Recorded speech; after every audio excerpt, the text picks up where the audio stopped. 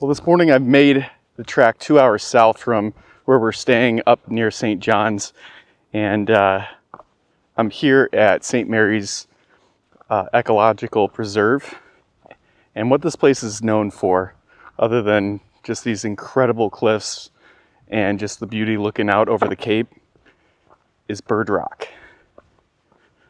When you start off on the trail, the terrain is pretty nice. It's just like a grassy little area, but as you're getting closer to where bird rock is, it's going to be a lot more treacherous with the rocks coming out of the ground. So I'd say be mindful, whoever you're traveling with, whether it's kids or your parents or somebody that just has a bit of issues walking around. It can be really rough here. So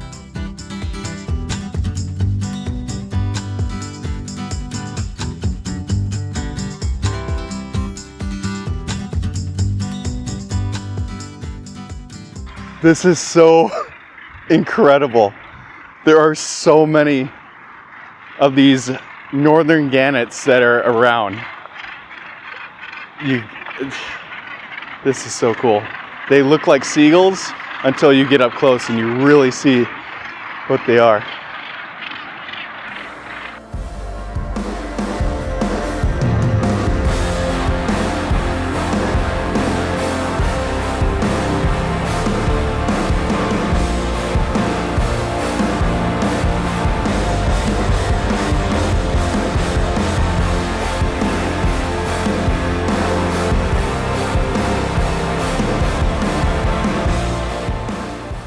This is so incredible.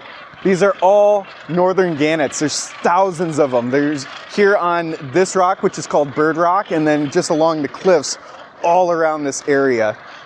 This is the only bird that's here right now because it's early September, so the rest of the birds have migrated. So this is all that's left. We came out on an incredible day. There's no fog. Usually there is fog in this area, which makes it really difficult to see, but I mean, you couldn't get a better day than this. They are everywhere, and the wingspan on them is just incredible. When they're out there on the rock, it doesn't look that big, but when they come flying by, it's got to be like a 4 to 5 foot wingspan. The only issue I have is the flies. There are flies that are like really all over the place. Nothing biting, it's not like a horsefly, anything like that. They're just a little bit annoying. But yeah, as many birds as there are, there's also the same number of flies that are circling around. They'll just land on you. But I mean, when you got a view like this, little inconveniences really aren't that big of a deal.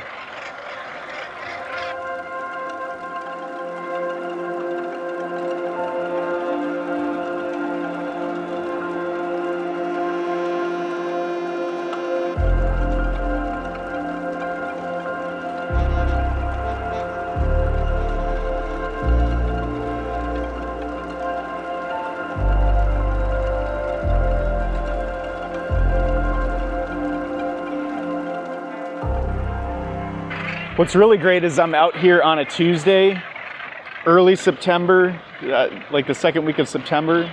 There's nobody out here. Now, probably because, I mean, you're only going to see one species of birds out here, but there was one couple that was out here with me, and then they only stuck around for maybe about 15, 20 minutes. And now I've got this entire area to myself.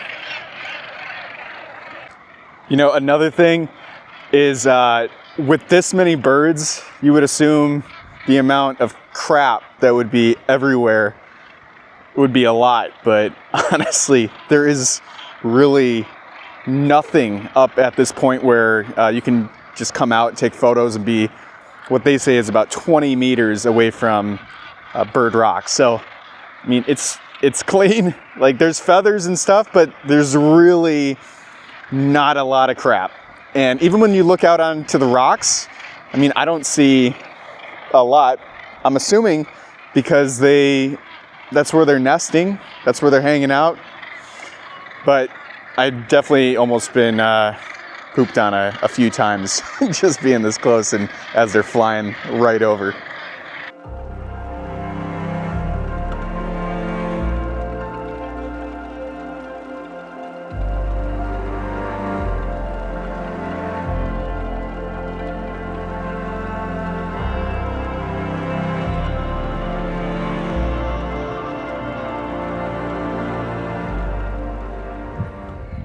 That experience was absolutely awesome. Highly recommend if you can make the 2-hour journey, if you're coming from St. John's to go and do that, you just got to check it out. If you're going to be here during the summertime, you're going to see a lot more different species of birds. There was only one, like I said, out there, but yeah, right now it's just after summertime, so a lot of birds have migrated out, but still such a cool experience. And you're walking right along these cliffs. Got to check this out.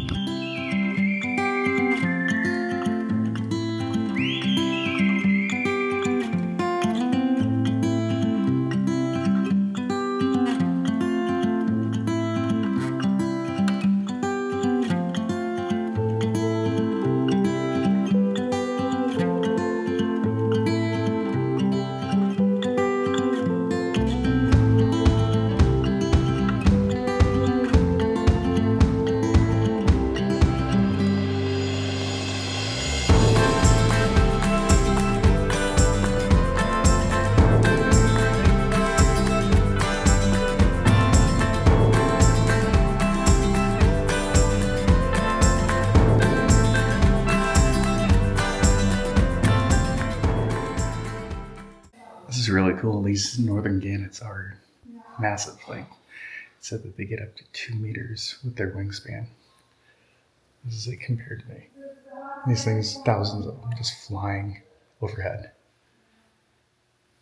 Well, that really was just a really incredible experience, and I'm glad I went out to Bird Rock first to go check that out, and then came back to the visitor center. A lot of people have been pulling up into the parking lot, so I was able to go to the visitor center, do a walkthrough, actually see what some of these birds look like, and they are massive. It's the 2-meter wingspan that they've got. So just getting through there and seeing some of the history of this area is really neat, and the migratory paths of these birds, it's just incredible. Like, some of them are going all the way down to South America, and some of them are just going right down to the Caribbean. So I would definitely recommend doing this. Go out to the rock and then come back. But I mean, if you want to get to know what you're actually looking at, depending on the season that you're coming, and you want to determine what birds you're looking at, definitely go into the visitor center, take a loop around, check it out, and then head on out.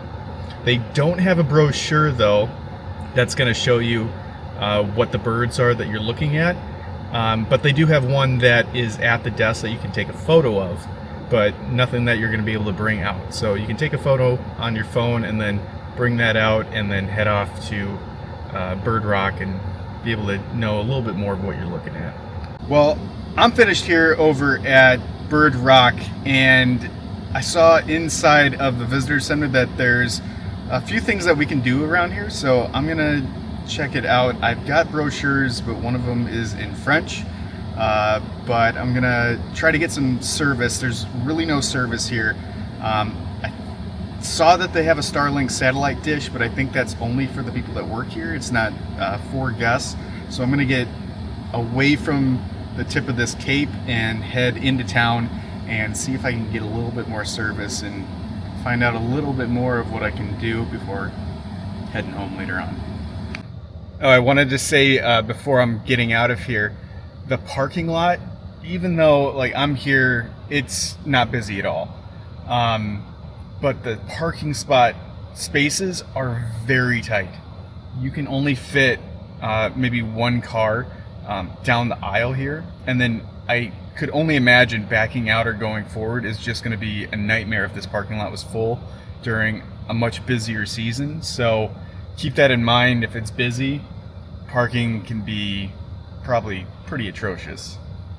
Well, I was just driving over to the lighthouse, which is just a stone throw away, but it's completely fenced off, and it looks like there's somebody that's over there maybe working, but yeah, it doesn't look like something you can just go over and see and walk up to. So I'm just gonna skip out on that. There's plenty of lighthouses that we've seen as we've been here, so I'm gonna just head into town and see what sights I can see.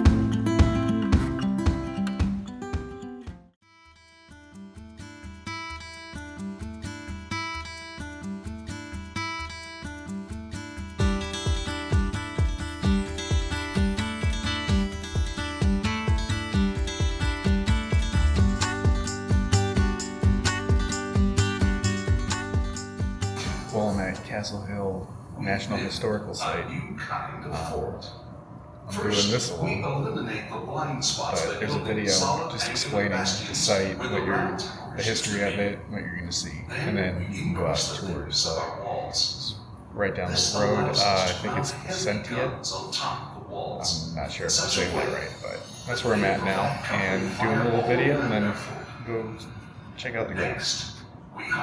Only the tops of the walls, known as the ramparts, are still visible to the attackers.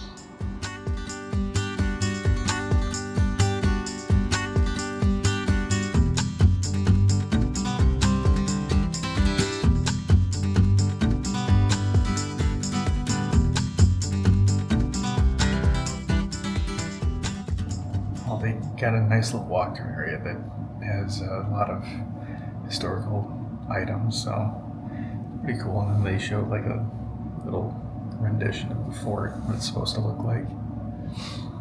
It's a cool little find.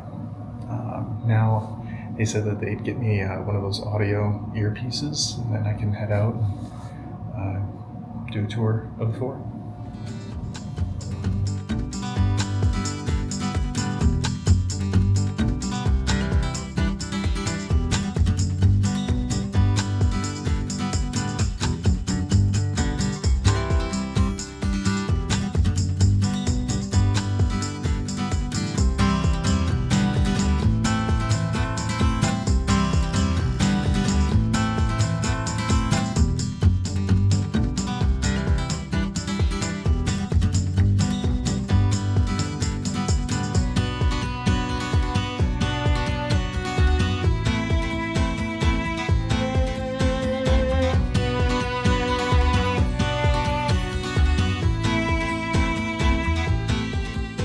Well, I'm out here at the fort. Yeah, I'm glad I brought the mic out. It is windy out here, but the view from up here is really awesome. You're just like coming up the hill, and then bam, you have an entire view of the harbor area. But it's really cool is they have this audio tour. They give you a map, and it just goes right through. Every little area is numbered, and all you have to do is just go to the number. If you want to pause, you can pause it. So you go at your own pace. There's nobody that's touring you around. You're your own tour guide, but full audio version. But yeah, what takes it away is definitely this view.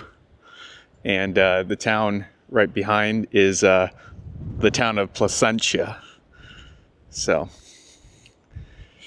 after this, maybe we'll head on down there.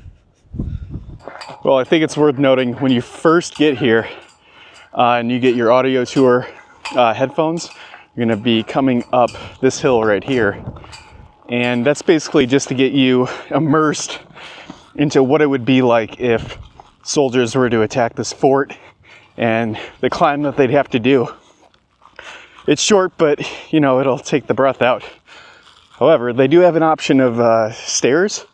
So if you don't think that you're going to get up that hill, they have stairs that can help you out with that. So good option to have, just something to know.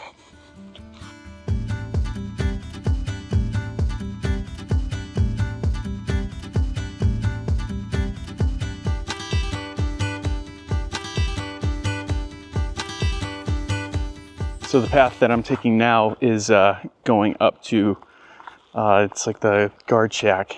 And there's a path that goes down and then up, but this is the same path that the soldiers would have to take, who also are local fishermen. So this is like their second job is doing this. But if you think about being up at the top of that hill and having to haul stuff all the way up, it's a lot to do.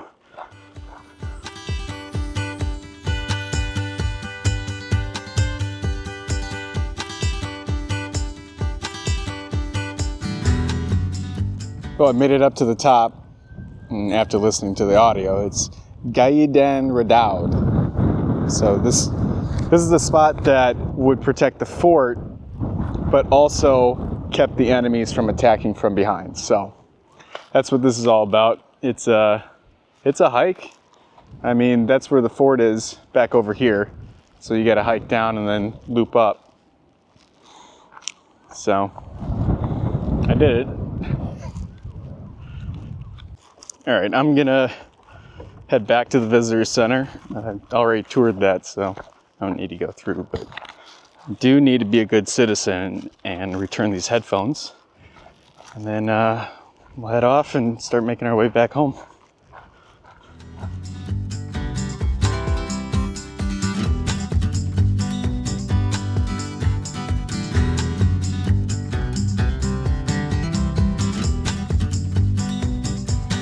Since I'm on this hike all alone, I read something in the visitor center I did not know was a thing. Fishermen would catch their fish, and then these rocky shores, which is what you find down at the town just down from here, Placentia, they would lay the fish that they caught out on the rocks, and that's what helped dry them out properly. The more you know. I mean, I didn't know that the rocky beaches were so popular for that. So I'm taking a different route than I took to get here, and this is a much easier route. The other one was very rocky. There was a few steps, but this is all grass right here, and then it looks like it goes into a little bit of rock pebble, and then it's going out to the main road. So if that's easier for you, you may want to go through the parking lot going out if you want to get all the way up to that point. This might be an easier way, but I just took the fastest way that was closest to the castle. Yeah, so I just exited out. Now I'm on the main road that's going straight up to the visitor center. You just walk along the road if you want, if it's easier for you. It's a slight incline. So coming from the visitor center, slight decline, but it's up to you. If you really want to go up and see it, this might be a little bit easier